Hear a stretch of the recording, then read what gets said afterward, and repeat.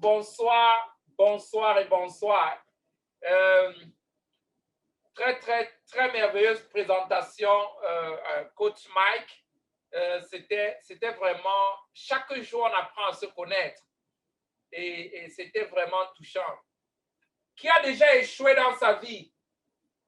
Vas-y, mets dans le chat room. À quel moment est-ce que tu penses que tu avais échoué? Mets dans le chat room comment tu as échoué. Coach Mike dit qu'il a échoué 25 fois. 25 fois. Toi, tu as échoué. Si tu as échoué combien de temps? Combien de fois? En réalité, je vais vous choquer avec quelque chose de très important. Si tu as déjà échoué, tu as échoué combien de fois? Et j'aimerais que tu mets dans le chat room comment est-ce que tu es arrivé à la conclusion que tu as échoué? Comment est-ce que tu es arrivé à cette conclusion que tu as échoué? Comment est-ce que tu es arrivé à la conclusion que tu as échoué? Malfa, qui a un enfant ou bien les enfants? Qui peut imaginer quand l'enfant apprenait à marcher? Combien de fois est-ce que l'enfant avait échoué ou l'enfant a réussi finalement? Ok. Qui a appris l'enfant comment parler? Est-ce que l'enfant avait échoué? Ou l'enfant a échoué jusqu'à réussir?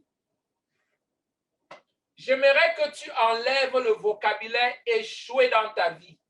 Tu es ce que tu es aujourd'hui à cause des étapes que tu as traversées. Comme cet enfant qui tombait tous les fois, il a maîtrisé comment marcher sans tomber. Il n'était pas en train d'échouer. Que les enseignants m'excusent. Parce que à l'école, on nous avait appris que si on te dit 1 plus 3, tu dis 3, c'est que tu as échoué. En réalité, c'est que le résultat qu'on attendait, tu n'as pas donné ce résultat, mais si on te donne un peu de temps, tu pourras dire 1 plus 3 égale 4.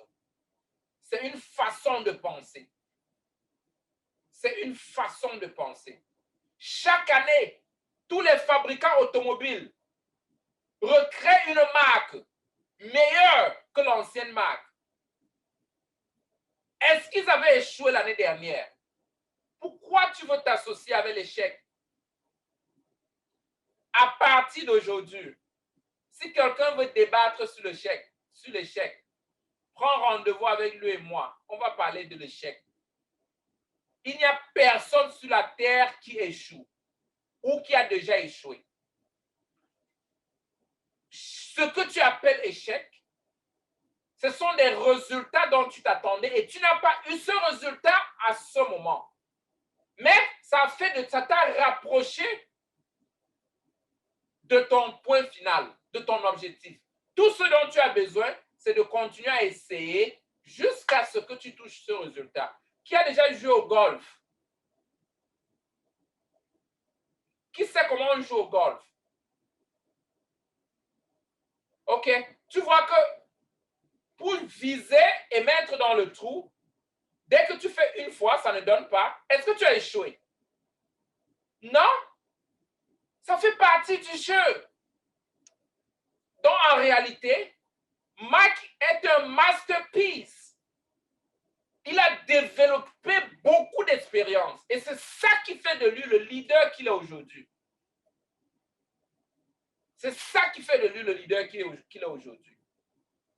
Thomas Edison a développé 999 systèmes pour créer la lumière. Est-ce que tu penses qu'il a échoué 999 fois? Ce n'est pas l'échec. Il a développé plusieurs expériences pour donner ce qu'il a donné aujourd'hui. La plupart des grands politiciens, ils ont battu campagne et ils n'ont pas gagné plusieurs fois. Après, ils sont devenus des présidents. Mais c'est tous ces systèmes de campagne qui les a développés et fait d'eux ceux qui sont aujourd'hui. Quand on nous a colonisés, on nous a dit qu'on pouvait échouer. Mais en réalité, l'homme n'échoue pas. Tu peux avoir une expectation et ne pas avoir cette expectation, ça ne veut pas dire que tu as échoué. Si tu continues à essayer, comme l'enfant qui apprend à marcher, tu auras exactement le résultat dont tu as besoin. Et tu es ce que tu es aujourd'hui à cause de toutes les expériences que tu as. Nous tous, nous marchons, nous pouvons parler parce que nous avons appris à articuler. Je sais comment faire pour crier. Mon petit enfant, quand je lui parle, il dit les choses, je n'entends pas bien parce qu'il ne sait pas bien articuler. Moi, je sais comment faire pour changer les langues. Donc, à cause de cela, de toutes les erreurs que j'ai commises quand j'étais plus petit, maintenant, je sais ce qu'il ne faut pas faire pour avoir le résultat dont j'ai besoin. Donc, ce n'était pas l'échec. Je ne pense pas que Mark, avec sa société de l'imprimerie, qui faisait plus de 100 quelque chose de millions de chiffres d'affaires par an, il ne peut plus répéter la même chose dans une société. Il sait exactement comment perdre de l'argent. Donc, il a la capacité de conseiller quelqu'un parce qu'il sait comment tu peux faire pour perdre de l'argent. Par conséquent, il ne peut plus faire cela. Il ne peut plus fonctionner de cette façon parce qu'il sait que ça ne donne pas. Et c'est ce qui lui permet de réussir aujourd'hui.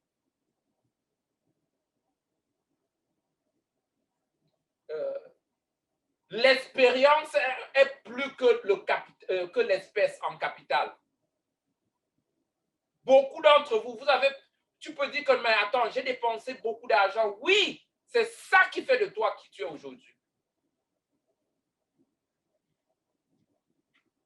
C'est ça qui fait de toi qui tu es aujourd'hui. Donc, je voulais juste corriger cela. On ne perd pas dans la vie, on n'échoue pas dans la vie, on gagne et on apprend. On gagne et on apprend. On gagne et on apprend. On gagne et on apprend. Et la connaissance est un gain, mais c'est que tu ne l'as pas tout de suite. Tu dois l'avoir dans le futur. Et le gain, c'est ce que tu perçois directement. Donc, on gagne, on ne perd jamais dans la vie. Parce que la connaissance, c'est comme un chèque ou une promesse dans le futur. Alors que le gain, c'est quelque chose que tu peux convertir, donner à l'autre tout de suite. Right? Ou bien alors, la capacité de rassembler les connaissances et appliquer quelque part. OK. Donc, aujourd'hui, nous allons parler de la vision. La vision.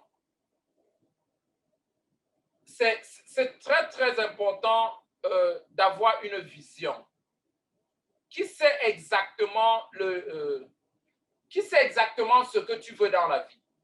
Et d'ailleurs, quand tu as la vision, tu sauras que tu ne peux pas échouer. Parce qu'on n'échoue pas quand on a une vision. Et il faut encore illustrer. Si tu veux aller au marché, prenons l'exemple simple. Ton objectif, c'est d'aller au marché. Tu quittes la maison, il y a l'embouteillage. Et il faut virer au quartier. Donc, ça veut dire qu'il faut pivoter pour aller contourner.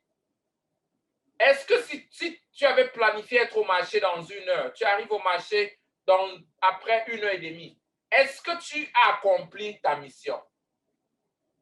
Vrai ou faux? Comment est-ce que tu peux ressentir que tu as accompli ta mission? Parce que tu avais une vision, tu avais un objectif. Mais si tu n'as pas un objectif, l'embouteillage ou le fait que la route est bloquée provoquera la frustration en toi.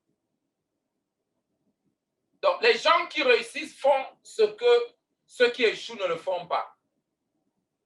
Il faut toujours avoir une vision. Tout le monde a une vision. La seule question est de savoir si votre vision, si elle est conçue consciemment ou non pour vous mener là où vous voulez aller. Quelle est la vision de ta vie? Qu'est-ce que tu veux dans la vie? Qu'est-ce que tu veux voir se passer dans ta vie? Nous avons parlé du plan de la vie hier. Quelle est alors la vision? Qu'est-ce que tu vois? Quand tu regardes André, tu te regardes, quand tu te couches dans ton lit, tu fermes les yeux. Qu'est-ce que tu penses que André est et représente, veut aller dans cette vie? Quelle est la vision de ta vie? Qu'est-ce que tu veux accomplir? Qu'est-ce que tu veux, parce que tu deviens pour accomplir. Qu'est-ce que tu veux accomplir? Et d'ailleurs, c'est la vision qui te poussera même de te former. C'est la vision. Quelle est la vision de ton entreprise? Est-ce que tu veux être ce boulanger qui doit servir le pain durant ta vie, au moins dans ton quartier? Ça veut dire dominer ton quartier. Quand on parle du pain, on pense à Justin. Même des petits-enfants. Certains d'entre nous, nous avons expérimenté. Quand tu pensais au beignet, tu pensais à une maman qui faisait du beignet haricot. C'était naturel. Tu penses au poisson braisé. Ce n'est même pas le poisson. C'est comme si tu as associé le poisson avec la photo d'une maman au quartier. Parce qu'elle était là, elle était constante, elle était fidèle. Et tu étais sûr que tu peux avoir du poisson. Si tu peux arriver là-bas avant minuit. Quelle est ta vision? Les grandes visions font bouger les gens. Si vous voulez réussir, les premières étapes consistent à créer une vision suffisamment puissante pour faire bouger les gens. Ta vision ne doit pas être pour toi. Ta vision doit être englober ton service pour les autres.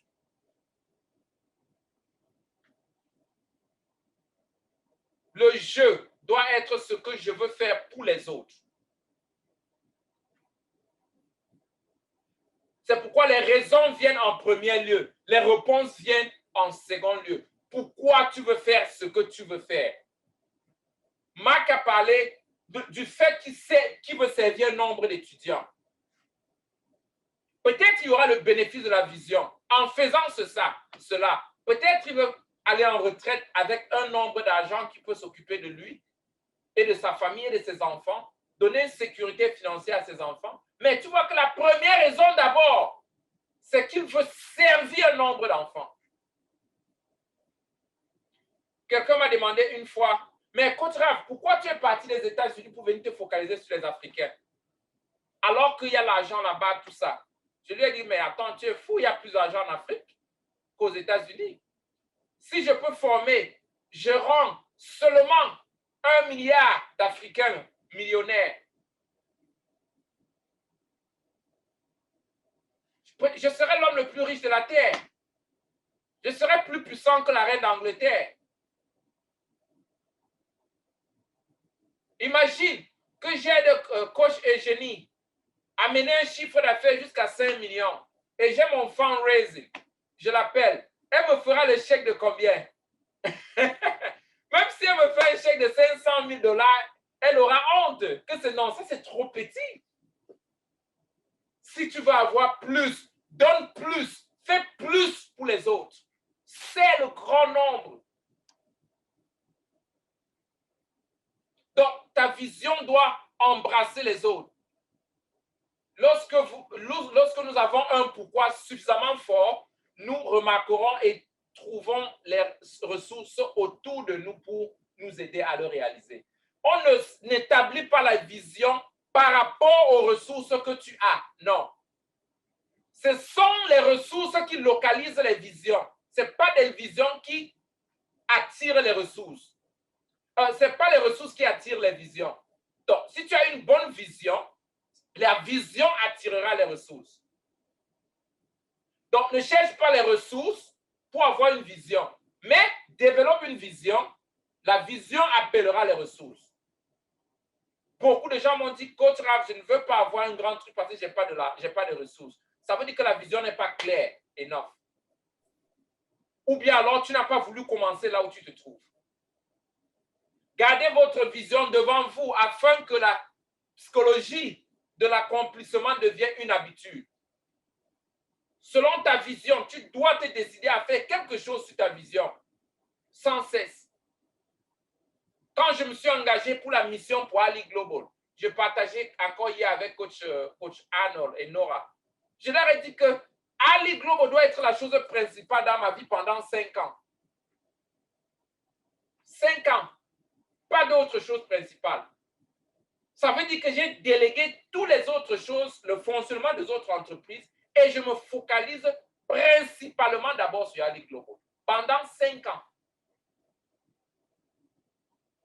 Tu dois t'engager à ta vision plus que n'importe qui. Très, très important. Sans vision, le peuple périt. Qu'est-ce que ça veut dire? Sans vision, certaines versions en anglais disent que quand il n'y a pas de vision, la force, people cast out restraint. Je ne sais pas comment je peux dire, mais s'il fallait expliquer en français, c'est que quand il n'y a pas de vision, les gens se limitent. Tu ne peux pas être dans ton plein potentiel sans avoir une vision. Le manque de vision limite les gens. Le manque de vision handicape les gens. Le manque de vision réduit les gens.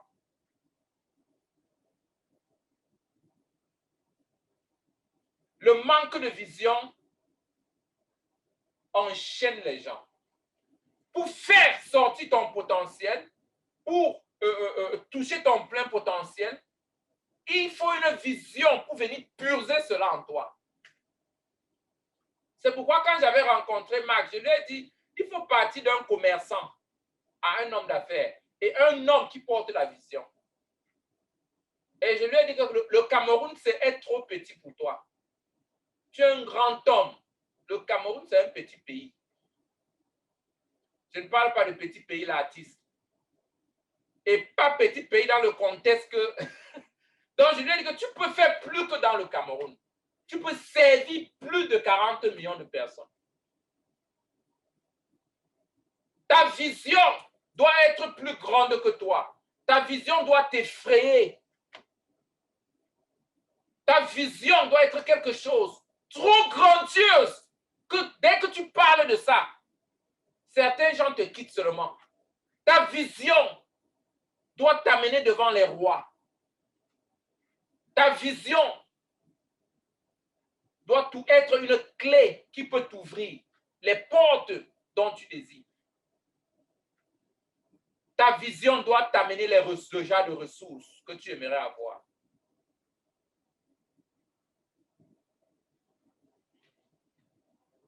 Si tu fermais tes yeux maintenant et pense à toi, à quoi tu dois ressembler 70 ans à partir de maintenant.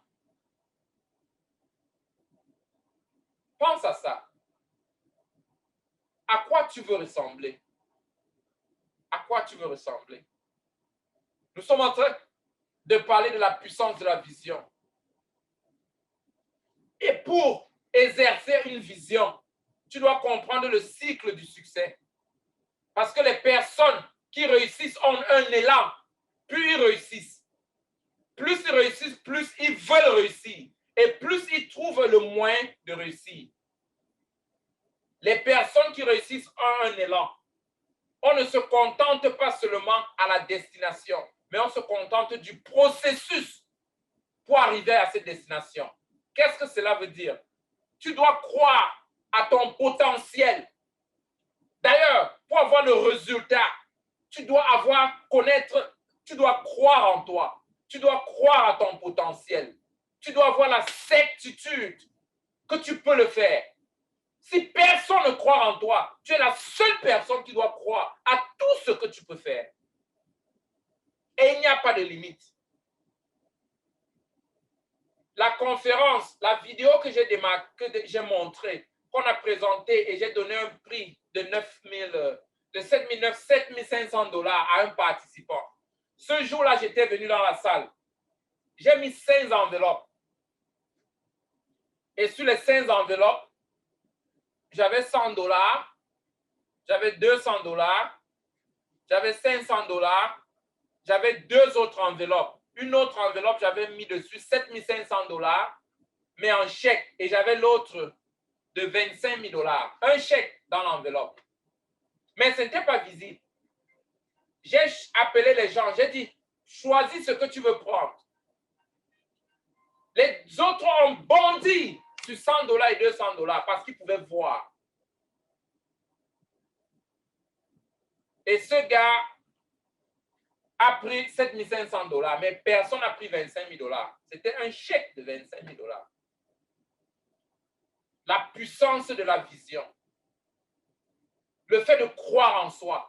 Pourquoi tu laisses 25 000 $ pour aller prendre 100 $?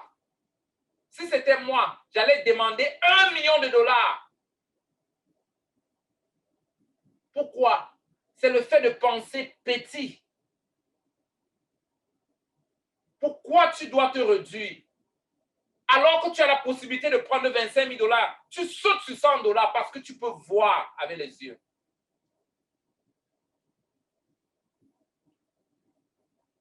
Croire à ton et la certitude, croire à ton potentiel, prends l'action massive. Ça veut dire, mets plus de demandes sur toi que ce que n'importe quel être humain peut mettre sur toi comme demande. Mets plus de demandes sur toi. Discipline-toi dans certaines règles. Quand tu vas dans les toilettes publiques, dès que tu quittes, nettoie comme c'était tes toilettes. Quand tu vas au supermarché, remets les chariots là où il faut remettre. Ne sois pas quelqu'un de average. Fais ce que d'autres ne font pas. Ne jette pas les arachides sur la route.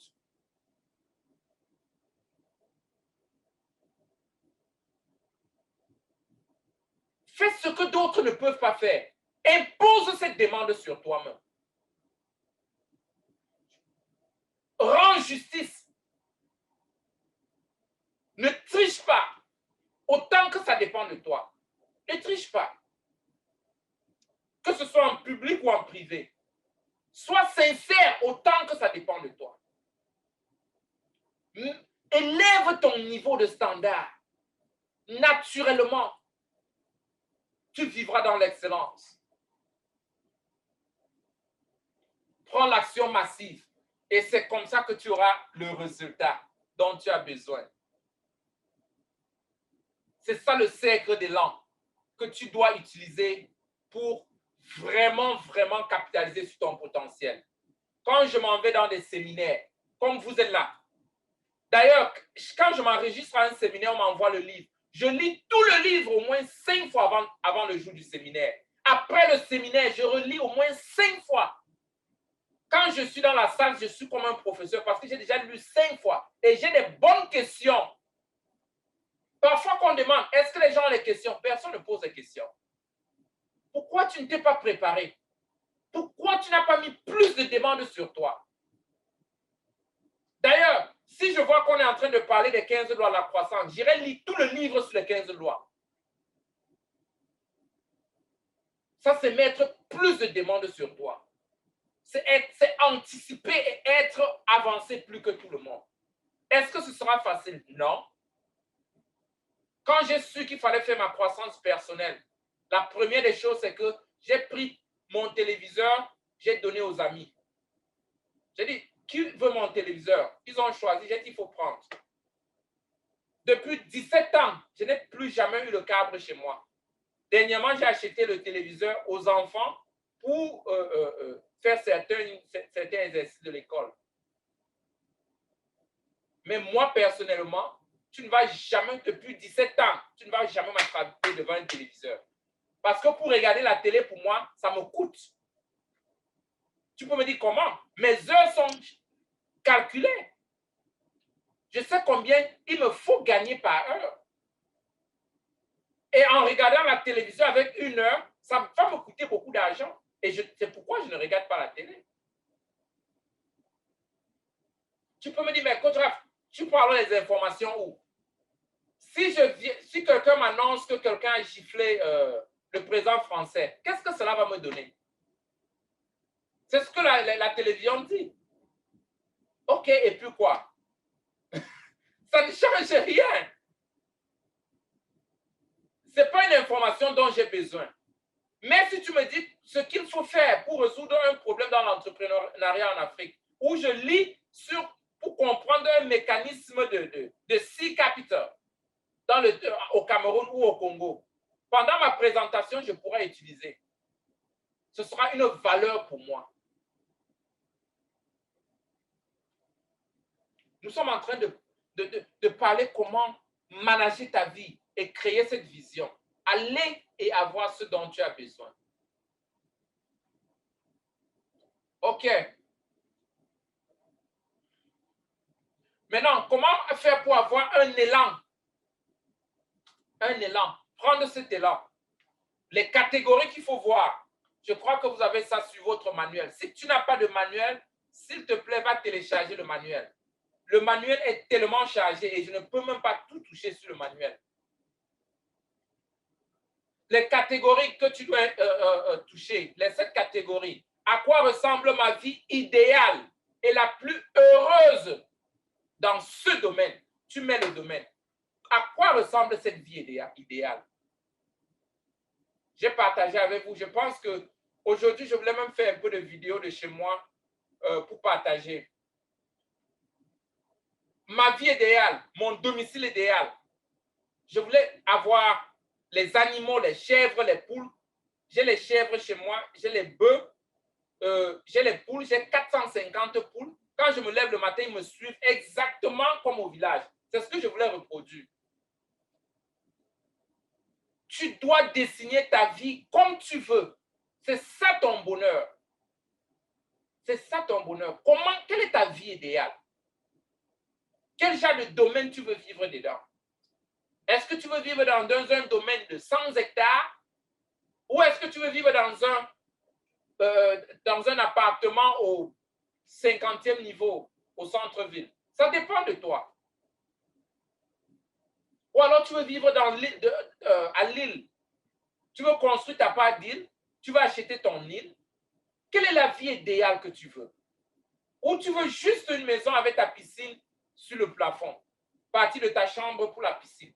Quel qu'en soit ce que tu veux, tu dois dessiner ce dont tu as besoin. À quoi ça doit ressembler? L'objet. Pourquoi est-ce important pour moi? Pourquoi cela est important pour toi? Pourquoi la réussite dans ce domaine de ma vie est-elle un must absolu? Ou bien un absolu? Pourquoi? Tu dois avoir ton bon pourquoi. Et tu dois répondre à cela. Le rôle. Quel rôle? Quel rôle est-ce que je veux remplir dans ce domaine? Quel est ce que je veux être pour moi et pour les autres? Tu dois répondre à cela. Et si tu as le cheminement, point par point, comment développer cette vision? To thrive. Quels sont les 3 domaines sur lesquels je veux me concentrer pour cette catégorie, pour avoir le plus d'impact? Et plus loin, on va parler des catégories. Comment développer? Quand tu parles de plan de vie, quels sont les points qu'il faut toucher? Les ressources. À qui et à quoi ai-je accès pour m'aider? Certains d'entre vous, comme Coach Marc a dit, peut-être tu as besoin d'un mentor. Peut-être tu as besoin de quelqu'un qui est déjà allé là où tu veux aller. Peut-être tu as juste besoin de lire.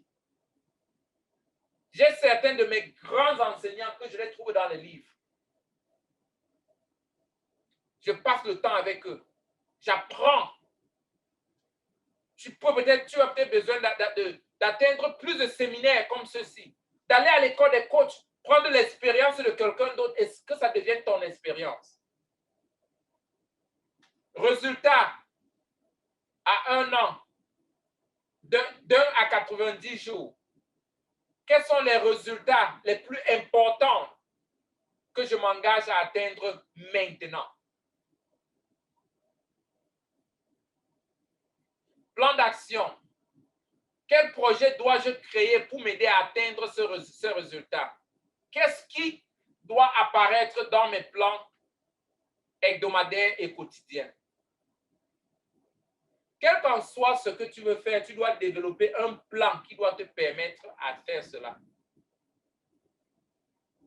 Quand je me suis engagé dans mon plan de 5 ans, de me concentrer sur Ali Global, il fallait que je trouve quelque chose qui doit financer mon temps, ma vie, pendant que je me concentre sur Ali Global.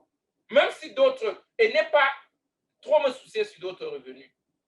C'est ce qui m'a poussé à commencer à foncer dans la ferme.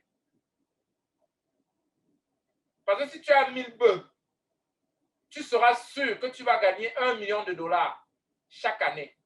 Parce que 1000 bœufs produisent 1000 bœufs, 1000 autres bœufs, tous les 12 mois. Quel est ton plan? Est-ce qu'il faut que tu développes une entreprise? Qu'est-ce qu'il faut faire? Le plan d'action. Quel projet dois-je créer pour m'aider à atteindre ce résultat? Qu'est-ce qui doit apparaître dans mes plans hebdomadaires et quotidiens?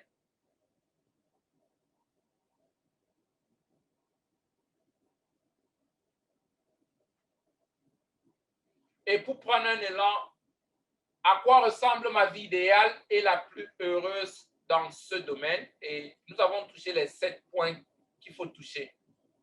Ceux qui n'ont pas de manuel doivent télécharger le manuel. Maintenant, Tony Robbins a dit, votre imagination est 10 fois plus puissante que votre volonté. Libérée, elle procure un sentiment de certitude et une vision ténace qui vont bien au-delà de toute limitation du passé. Votre imagination. Quand tu imagines, tu mets sur papier, mais tu dois exercer le pouvoir de la fragmentation.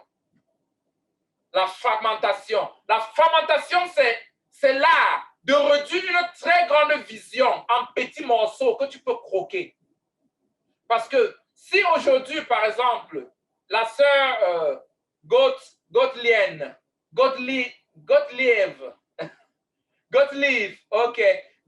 dit, ce que je veux faire, je veux construire l'orphelinat, par exemple, et mettre 10 000 enfants avant 5 ans. Ça peut paraître trop, mais c'est possible. Si tu prends les 5 ans, tu fais 365 jours, fois 5, ok, mettons 10 ans pour avoir les maths faciles. Tu fais 365 jours fois 10. Ça fait combien? Ça fait 3665 jours. Tu divises par... et tu divises. Ça fait 3665 jours. Maintenant, tu divises par 10 000. Quand tu divises 10 000 par 3665, ça fait combien? 3, n'est-ce pas? Environ. Où sont les mathématiciens là? Ça fait combien? Mets dans le chat room. Que j'ouvre le chat room. Ça fait combien pour être exact?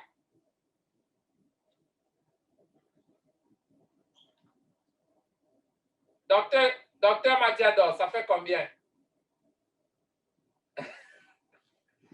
Tous ceux qui ont le doctorat plus 5, doctorat plus 10, doctorat qui ont fini.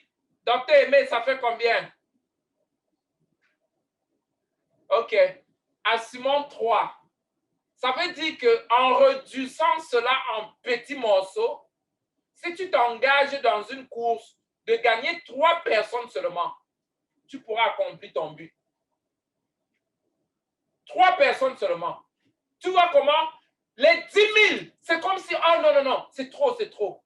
Mais dès que tu réduis en chunking, c'est 3 personnes seulement.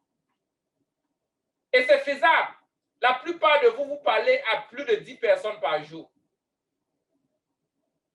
Donc, ça veut dire n'importe qui dans la salle peut accomplir de telles missions.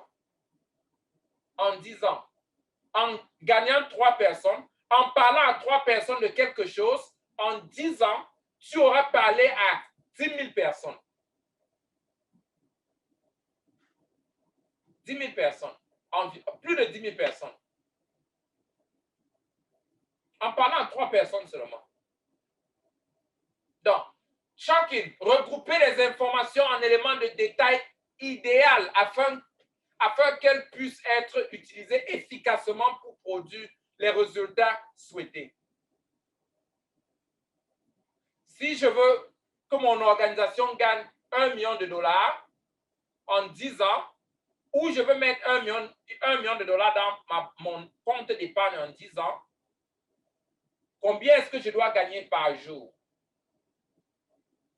Je prends $1 million, je divise par 3665 jours et j'aurai le montant. Tu verras que c'est l'argent que tu payes pour le café chaque jour qui peut te donner les $1 million en 10 ans. Combine avec les intérêts, peut-être moins que ça. Le chunking est le processus qui consiste à transformer plus en moins. Quelque chose qui est plus, tu shreds ça, ça devient petit. Mais dans le petit, il y a le grand. C'est la capacité de réaliser tout mais en petite unité. En petite unité. Votre mission. Notez un événement de votre vie où vous aviez un résultat et un objectif clair. Plus précisément, choisissez un moment où vous avez élaboré un plan initial et où, même si ce plan n'a pas fonctionné, vous avez quand même obtenu le résultat ou le résultat que vous recherchez parce que vous étiez très clair sur ce que vous vouliez vraiment.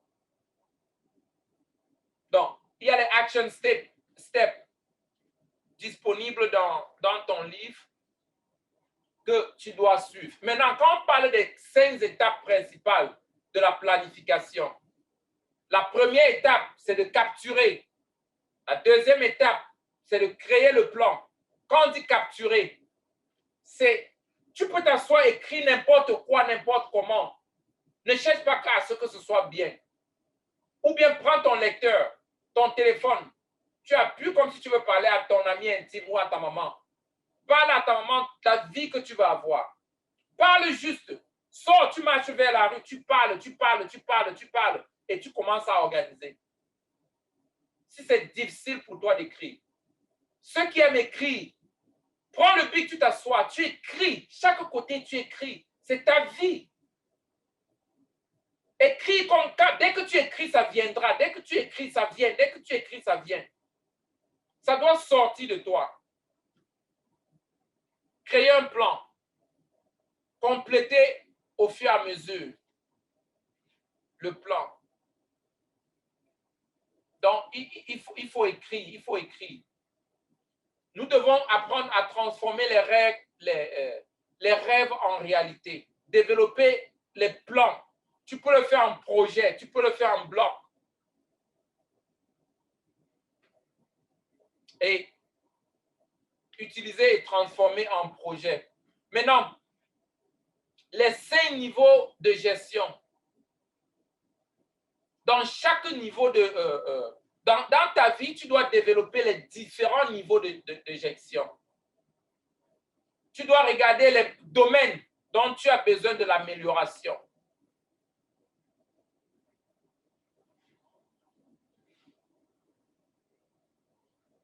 Est-ce que quelqu'un a une question par rapport à comment développer le plan de vie? Et entre autres, il y a 6 domaines que tu peux te concentrer dessus quand il s'agit du fait de développer le plan de ta vie. Quelles sont les grandes lignes dont tu dois te focaliser dessus pour développer un plan de vie? Coach Lady, est-ce que Coach Lady est dans la salle?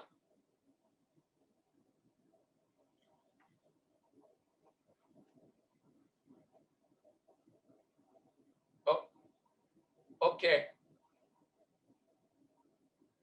Coach Lady n'est pas là. Je voulais qu'elle partage les domaines. Qui connaît les domaines qu'il faut travailler dessus pour développer un plan de vie? OK, Coach Annie.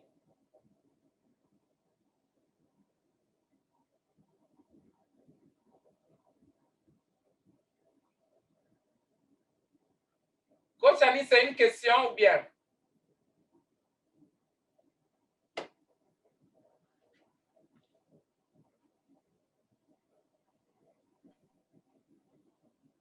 Si vous pouvez démuter les micros. OK, je vais permettre à Gaël de partager les domaines qu'il faut travailler dessus, qu'il faut considérer en développant un plan de vie. Gaël, si tu peux partager exactement en 5 minutes. Bonsoir à tous. Bonsoir. Merci, coach, pour l'occasion de partager.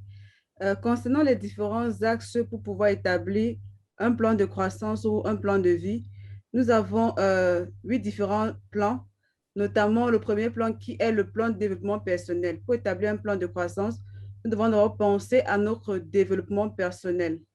Et ensuite, nous devons établir des objectifs sur le plan business. Par la suite, le troisième point, nous devons établir les objectifs sur le plan relationnel. Et sur le plan relationnel, nous devons définir les différents carnets d'adresses. Premièrement, nous avons notre carnet d'or. Nous avons un carnet, le carnet blanc, tout premièrement. Le carnet blanc est constitué des inconnus, des personnes que nous ne savons pas, mais qui sont des personnes qui vont nous aider à pouvoir avancer dans notre vie. Et ensuite, nous avons le carnet vert. Le carnet vert est constitué des responsables de notre arrondissement ou bien de notre ville, comme par exemple les commissaires qui peuvent nous protéger parfois suite aux situations. Nous pouvons avoir des préfets, nous pouvons avoir des maires et nous avons notre carnet d'or. Le carnet d'or doit être constitué de ton mentor, d'une personne qui est supérieure à toi, de ton coach, des personnes les personnes qui t'inspirent, les personnes qui t'influencent. Et enfin, nous avons le carnet de rêve. Le carnet de rêve, en fait, c'est ces personnes qu'on aimerait rencontrer. Par exemple, je pense qu'il y a la plupart d'entre nous, nous aimerions rencontrer notre grand coach, notre master coach, le coach Raphaël, parce qu'il nous influence, nous impacte. Et il y a des gens qui aimeraient rencontrer Barack Obama ou bien John C. Maxwell, qui est le fondateur de la JCM. Donc, ce sont en quelque sorte notre carnet de rêve, des grandes personnalités ou bien des stars qui nous ont marqués, qu'on aimerait leur rencontrer dans notre vie. Ça, ce sont sur le plan relationnel, les différents carnets que nous devons définir sur le plan relationnel. Et les objectifs, maintenant, nous devons établir également les objectifs sur le plan santé. Sur le plan santé, nous devons élaborer également, c'est important d'élaborer un plan. Ce que nous devons faire pour être en bonne santé. Qu'est-ce que nous devons faire pour toujours garder cette bonne santé? Quels sont les aliments peut-être que nous devons consommer? Vraiment être intentionnel vis-à-vis de ces points sur le plan santé.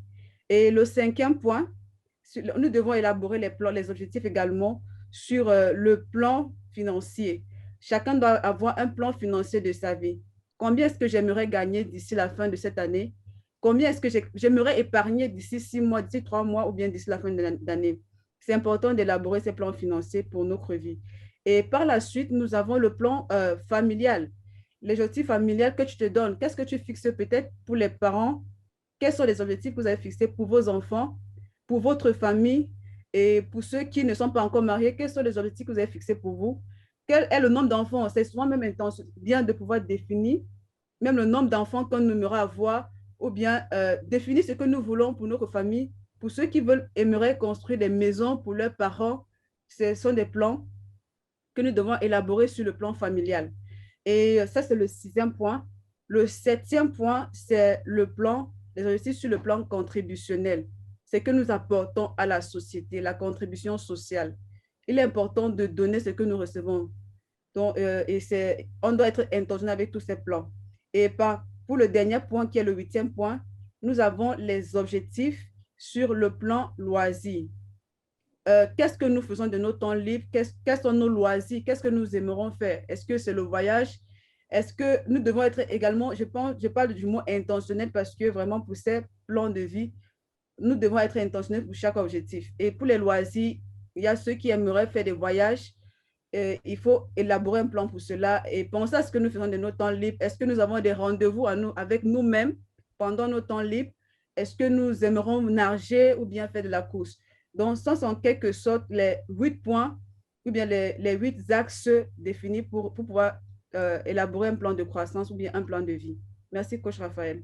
Wow, wow, wow. Est-ce que vous pouvez donner les cœurs à coach Gaël? Coach Gaël. Super. Tu vois que c'est très clair. Qui est homme d'affaires? Qui a une boutique ou il est commerçant ou vend quelque chose? Donne-moi un thumbs up. OK, Elijah. Qui d'autre? Qui est un commerçant ou bien un homme d'affaires ou... OK. Ma question à toi. Tu as combien de banquiers qui sont tes amis personnels que tu peux l'appeler sur ton cellulaire? Les banquiers. Tu as combien de banquiers dans ton carnet d'adresse? Quelqu'un que si tu vois une bonne affaire, tu peux l'appeler, tu dis, j'ai besoin de 100 millions de francs, j'ai besoin de ceci. Parce que vous avez d'abord une relation. Il te dit, attends, envoie quelqu'un au guichet à telle heure pour prendre de l'argent.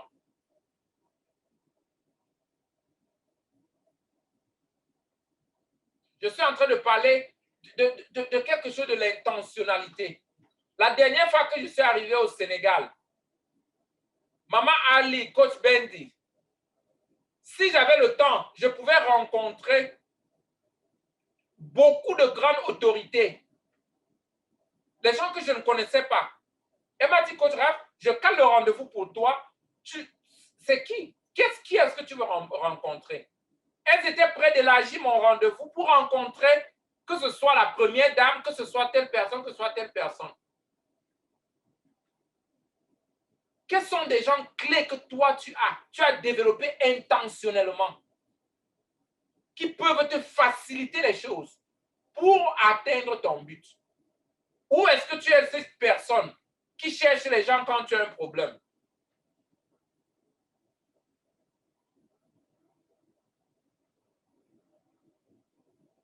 Tu as le contact de combien de banquiers? Combien de juristes, si tu es un homme d'affaires, sont tes amis? Parce que les gens vont te porter plainte dans tous les cas. Donc, tu ne dois pas attendre jusqu'à ce que un client refuse de te payer 2 millions de dollars pour que tu commences à aller chercher à avoir des relations avec un juriste. Dans ton domaine, est-ce que tu as anticipé beaucoup de choses et tu t'es créé des amitiés par rapport à cela? Tu as quel conseiller, quelle personne qui peut, quel qu'en soit le problème que tu as, tu l'appelles et il peut te donner une direction. Est-ce que tu as des gens comme ça dans ta vie? Ou alors tu commences à chercher ce genre quand tu as des problèmes? C'est ce que le plan de vie donne. Tu anticipes.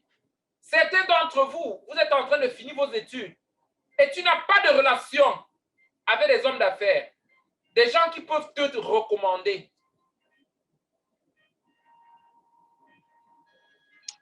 Selon ton domaine, qui est-ce que tu connais? Qui est-ce que tu as développé dans ton carnet d'adresse? Et tu as développé la relation avec la personne avant le temps. C'est le rôle de cela.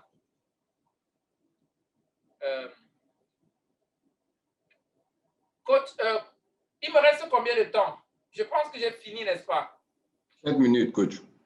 Hein? 7 minutes. 15 minutes? 7. 7 minutes, ok. Est-ce que ça, c'est le temps de questions et réponses ou bien dans 7 minutes? Non, le temps d'enseignement, coach. Ok. Donc, dans 7 minutes, j'ai envie de parler. Si tu es un homme d'affaires, tu as un plan, tu dois comprendre ton niveau dans les affaires. Où est-ce que tu te trouves? J'ai développé 10 niveaux d'affaires. Le premier niveau d'affaires, le petit premier niveau d'affaires, c'est ce qu'on appelle le bloc dominator. Ça veut dire que tu es dans ton quartier, la rangée là. Si c'est le pain où tu as une supérette, tu contrôles cette zone. Tu sais que non, tu contrôles cette zone. Et tu dois savoir ta fourchette clientèle et t'assurer que tu es en train de contrôler cette zone. On appelle ça le bloc dominator. Si une femme oublie d'acheter le cube, la personne ne peut pas se déranger parce que la personne saura que non, j'irai chez tel pour la voir. Tu dois contrôler le domaine, le marché dont tu t'y trouves dedans, ou alors le service que tu pourvois dans cette zone. Si tu es une vendeuse de tomates, tu ne dois pas être celle que dès qu'on vient, tu dis que les tomates sont finies. Tu dois être à mesure de produire pour contrôler cette zone. Ça, c'est ce qu'on appelle le entry level. Chaque commerçant, chaque vendeur doit penser de cette façon. Et le deuxième point, c'est gérer plus que ton bloc. Par exemple, nous avons des gens comme, je peux prendre l'exemple sur quoi? Sur quel genre de commerçant? Par exemple, certaines boulangeries du coin. Ça, ce sont ceux qui servent parfois les quartiers. Pour ceux qui sont à Yaoundé, les boulangeries comme la boulangerie qui est au Carrefour et tout dit, par exemple. C'est une boulangerie qui sert le quartier.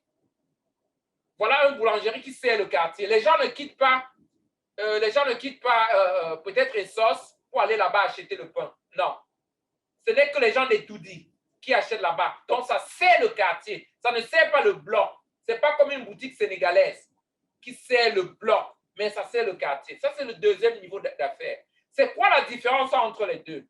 Toi, en tant qu'homme d'affaires, tu dois savoir à quel niveau tu es en train de te projeter dans l'affaire. Maintenant, il y a le coin, ceux qui servent la ville. Donc, les gens peuvent partir d'un quartier pour aller à l'autre quartier.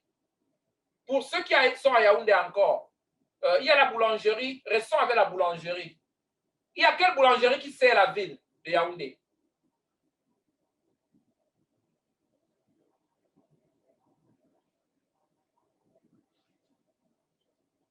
Je sais qu'Acroupol est tombé. Oui, c'était Acroupol avant, parce que nous, on partait de Mbala 2 pour aller chercher le pain à Acroupol et rentrer. Mais Acroupol, c'est la ville, parce que les gens partent de Toudi pour Acroupol et font demi-tour. Voilà une boulangerie qui sert la ville. Mais il y a une boulangerie vers après la pause centrale. Comment ça s'appelle encore? C'est pas le Moulin de France. Santa Lucia.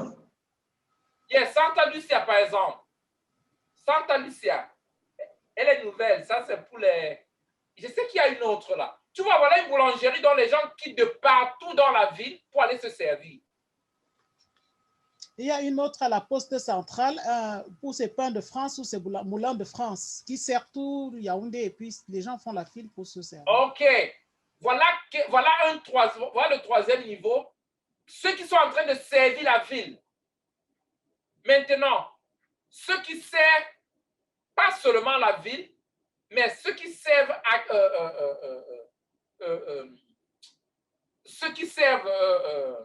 le département. Par exemple, quand on parle du centre, ceux qui sont dans le littoral. Prenons maintenant autre chose qui sont en train de servir. Il y a dans quel domaine, quel magasin qui est en train de servir de cette façon? Qui peut me donner un exemple, que ce soit à Douala ou à Yaoundé, qui servent tout le littoral? Ça, c'est le quatrième niveau. Il y a quel magasin, par exemple?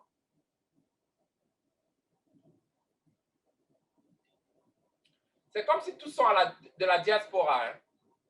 Est-ce que vous êtes en train de comprendre le concept? J'aimerais que quand tu entres dans les affaires, que tu saches dans quel niveau tu te trouves, comment avancer. Est-ce que ton produit même peut aller plus loin? Ou alors, ça, tu dois être un local dominator. Par exemple, Niki, par exemple, Niki dominait le centre. Parce que Niki, par exemple, dominait les provinces. On pouvait agir là-bas. Maintenant, nous avons ceux qui dominent la région. Ça veut dire que tu peux aller, par exemple, le littoral et l'ouest, ils sont là-bas et ils sont aussi au centre. Ce sont ceux qui dominent les régions, mais ils ne sont pas au nord. Donc, ils sont en train de dominer une région. Ça, c'est le niveau. C'est quel niveau déjà? Le premier niveau, c'est quel niveau? Bloc dominateur. On a parlé du quartier. On a parlé du bloc. Du bloc d'abord. Le quartier. Oui. Et puis, district, comme la région, là où on est. Non, pas le district. Le quartier, la ville, la région. Oui, et puis, non, la ville, oui, la région, et puis tout... Le département d'abord. Le centre. Ce que j'aimerais que vous maîtrisez, c'est le principe qui est là. Et voir le niveau des escaliers.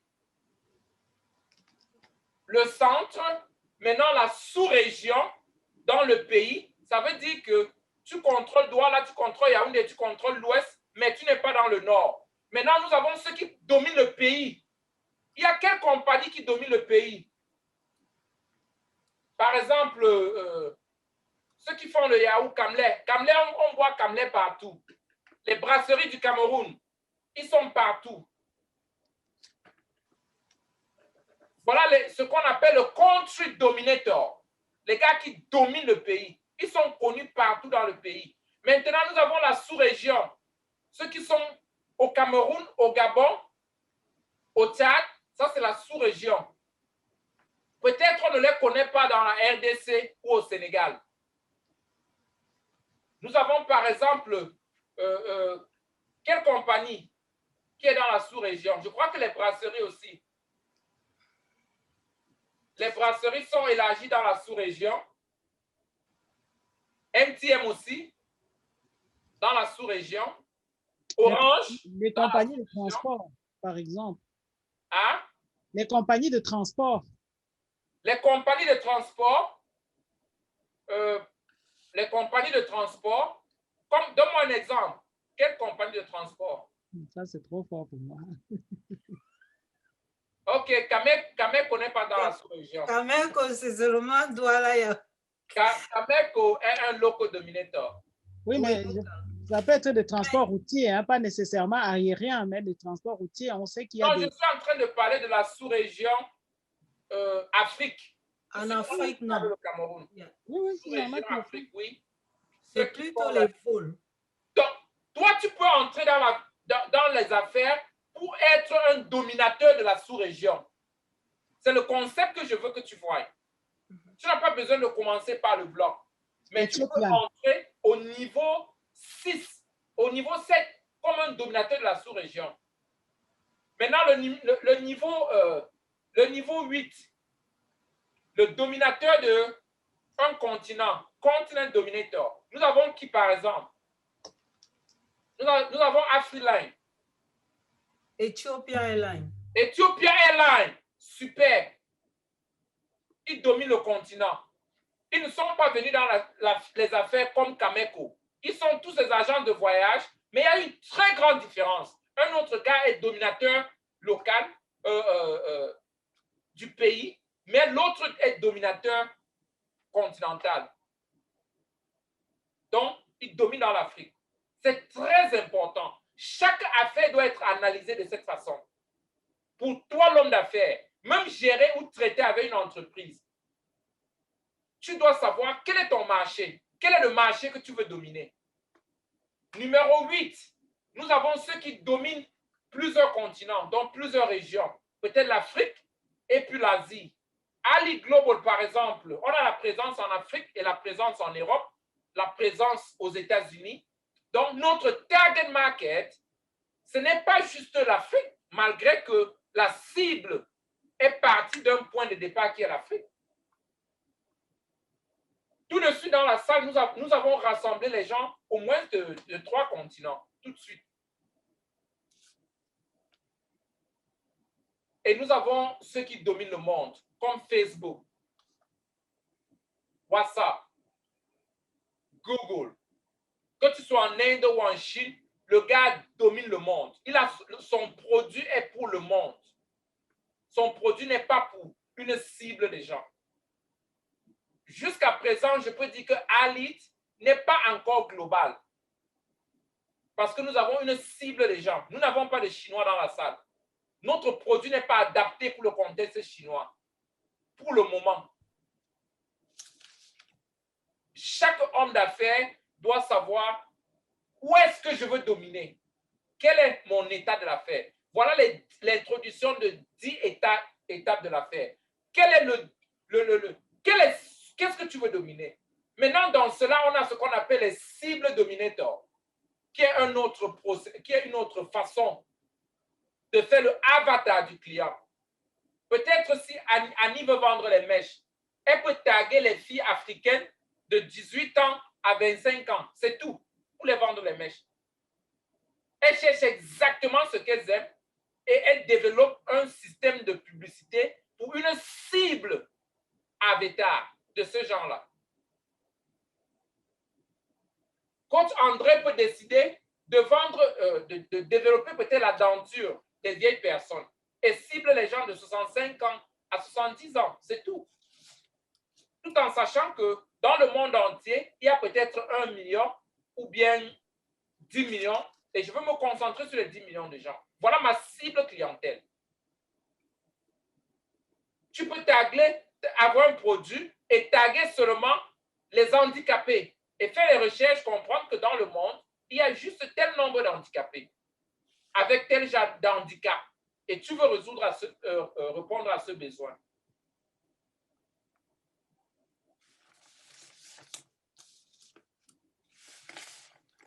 C'est comme ça que chaque homme d'affaires, les prérequis de chaque homme d'affaires pour entrer dans les affaires. Quel état de marché tu vas entrer dedans? Quel est ton avatar? Qui est-ce que tu es en train de cibler? Ça te permet de ne pas perdre le temps et de savoir même si tu as le marché ou pas. Avant, quand je venais juste d'entrer dans les affaires, comme chaque bon étranger, expatrié qui fait de l'argent à l'extérieur, je voulais vendre les voitures de luxe au Cameroun. Donc, j'amenais les conteneurs de Lexus, les Prado, les grosses voitures de luxe.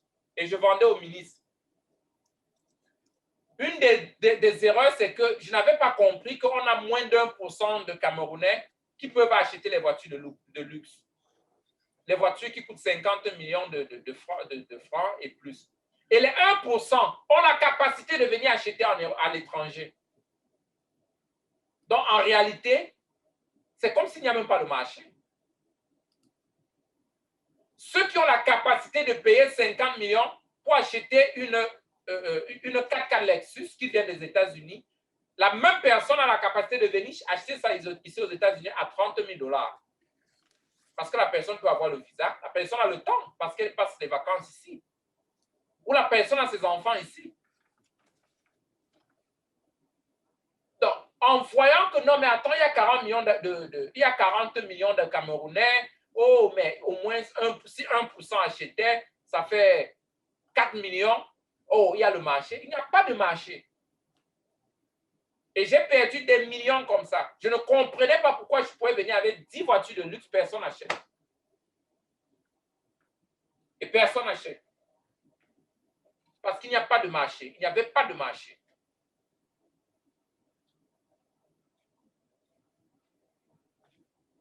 Si l'approche était ainsi,